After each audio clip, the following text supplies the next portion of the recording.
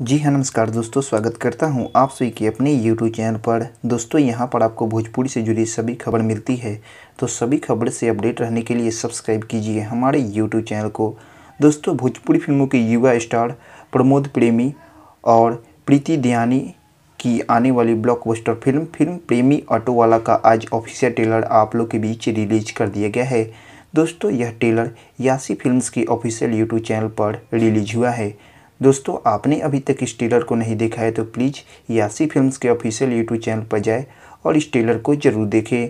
दोस्तों इस फिल्म के स्टार कास्ट के बारे में बात कर ले तो इस फिल्म में युवा स्टार प्रमोद प्रेमी और प्रीति दयानी नज़र आने वाले हैं।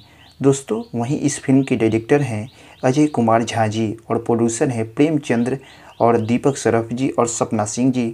वहीं इस फिल्म की कहानी को लिखे हैं इंद्रजीत जी कुमार जी। वहीं इस फिल्म में मजे हुए म्यूजिक डायरेक्टर हैं आशीष वर्मा जी और इस फिल्म के स्टार कास्ट हैं प्रमोद प्रेमी, प्रीति दयानी, अमृता पांडे और अमित शुक्ला जी और अयाज खान, दीपक शाह जी।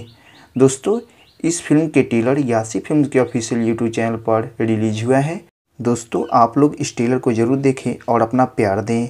दोस्तों मिलते हैं अगले वीडियो में, तब तक के लिए धन्यवाद।